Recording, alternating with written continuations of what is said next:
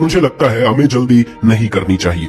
अगर हम लड़ाई से बच सकते हैं तो हमें लड़ाई नहीं करनी चाहिए। इसका एटीट्यूड काफी डरा हुआ लग रहा है, हम इसे और डरा सकते हैं। गु होंगडी की आंखों में गहराई थी। फिर उसने लिखा, आखिरकार दुनिया के एंड के बाद जो लोग जिंदा हैं, उन्हें अब जिंदा रहना है, कोई भी मरना नहीं चाहता। चेंग लियांग यू ने कहा, मैं भी ये सोचता हूँ कि हम उसे दोबारा बात कर सकते हैं। वैसे भी क्या ये मुमकिन नहीं है कि ये बस एक्टिंग कर रहा हो?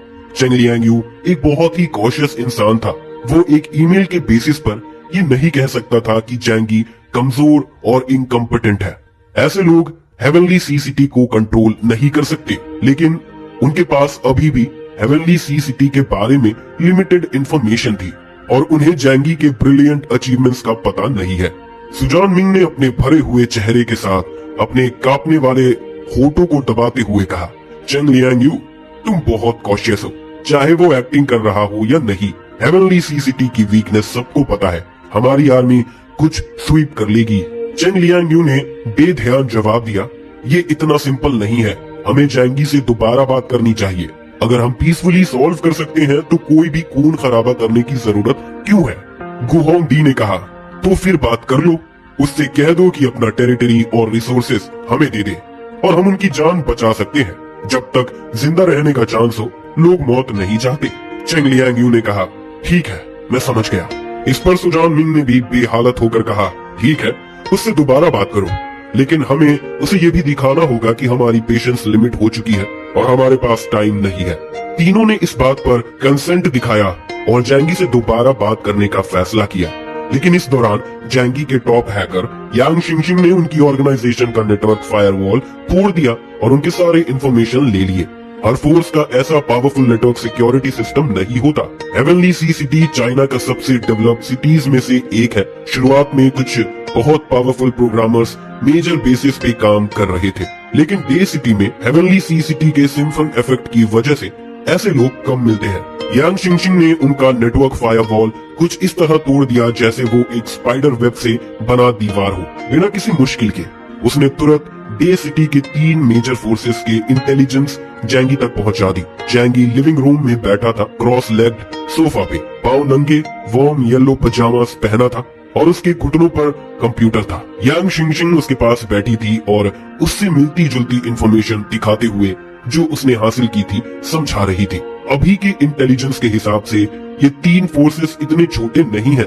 हालांकि हेवनली सी सिटी के 5 मेजर फोर्सेस के साइज से थोड़े कम है, पर डिफरेंस बहुत ज्यादा नहीं है। डे सिटी की परमानेंट पॉपुलेशन 8 मिलियन से ज्यादा है और उनके पास काफी सप्लाईज है। उनके पास अपनी स्ट्रेंथ डेवलप करने का स्पेस है।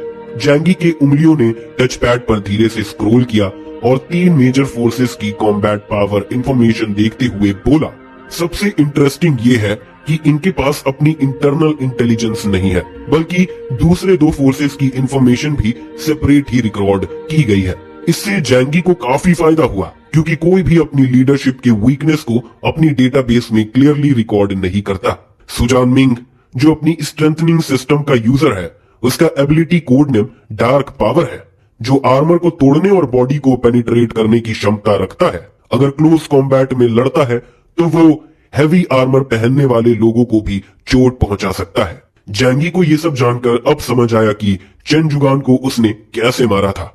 सुजान मिंग एक यूजर है स्ट्रेंथनिंग सिस्टम का। वो एक्सटर्नल डिफेंस को इग्नोर करके सीधा इंटरनल ऑर्गन्स पे अटैक करता है, अपने दुश्मन को पूरी तरह से कंट्रोल कर लेता है। मैंने कहा था कि चेन जुगान उतना बेकार नहीं था, लेकिन अगर उसे रोका गया था तो चेन जुगान कुछ नहीं कर सकता था। यांग शिंगशिंग काफी हैरान हो गई जब उसने अगले मेंबर गु होंगडी की एबिलिटी देखी।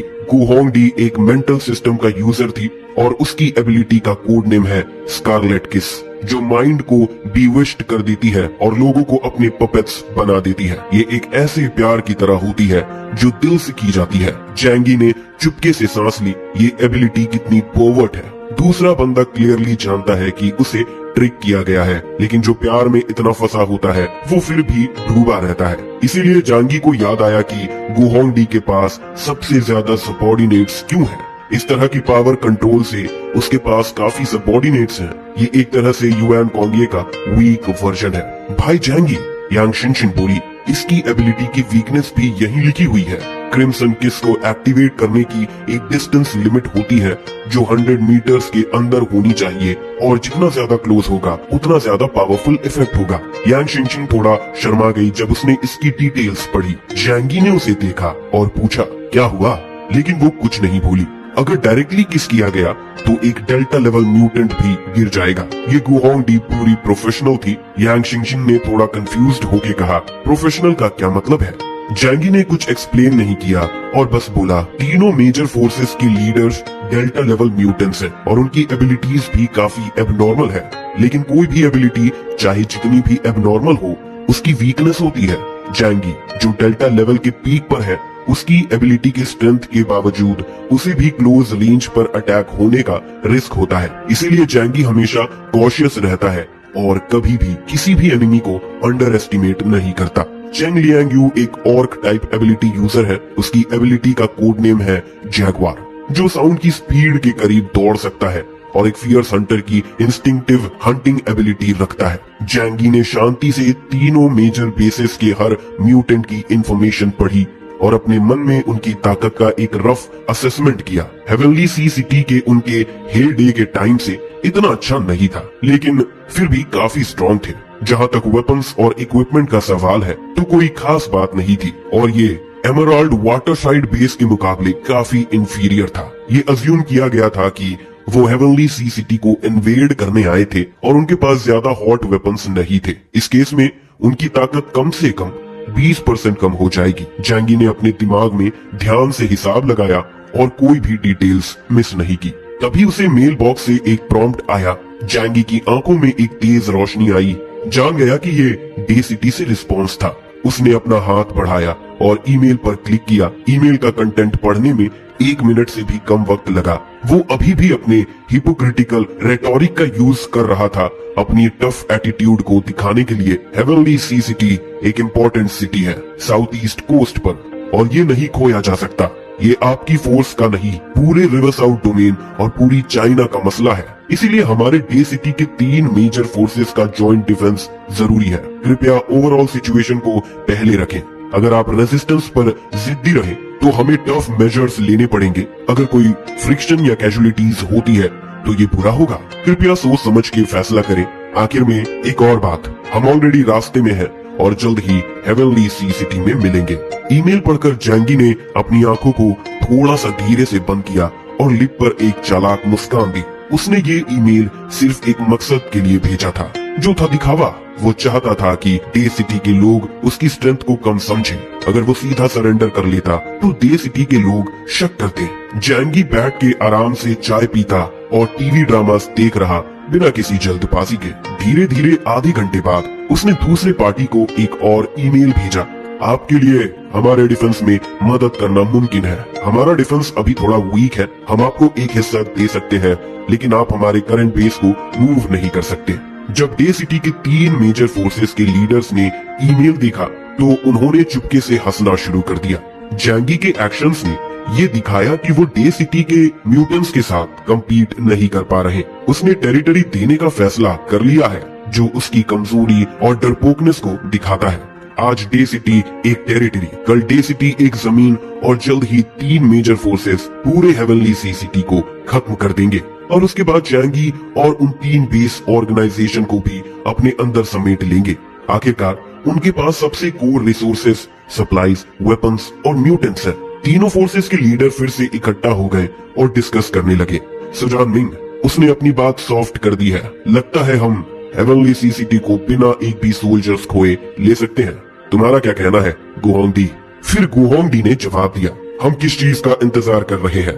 बिना और वक्त गवाए हम अपनी फोर्सेस वहाँ भेज सकते हैं और उनके इम्पोर्टेंट रिसोर्स एरियाज को पहले कैप्चर करना चाहिए। फिर हम धीरे धीरे उन्हें चबाते जाएंगे।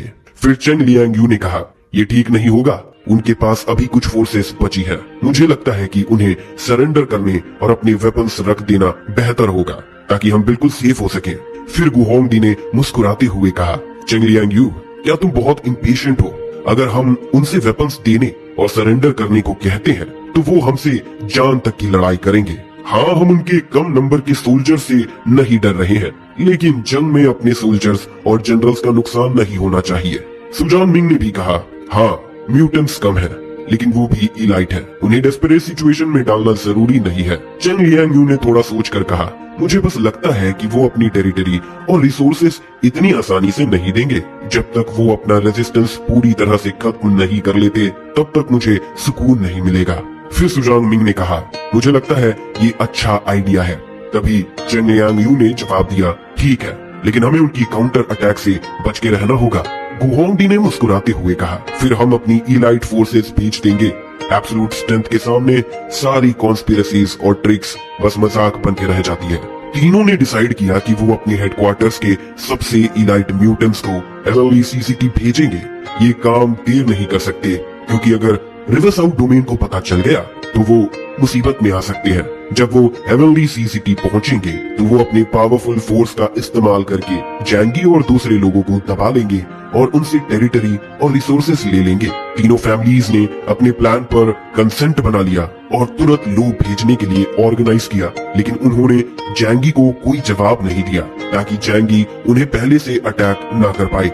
उनका मानना था कि वो बिल्कुल स्ट्रॉन्ग है और कोई रिस्क लेने की जरूरत नहीं थी, लेकिन उन्हें ये सोचने की जरूरत नहीं थी कि उनकी सारी बातें यांग शिंगशिंग द्वारा मॉनिटर की जा रही थी। इसलिए जैंगी को उनका प्लान पहले ही पता चल गया। जैंगी ने धीरे से सोफा से उठकर अपनी आंखों में थोड़ी ठंडी रोशनी के साथ तीनों बेस के लीडर्स को एक मैसेज भेजा, एक्शन के लिए तैयार हो जाओ।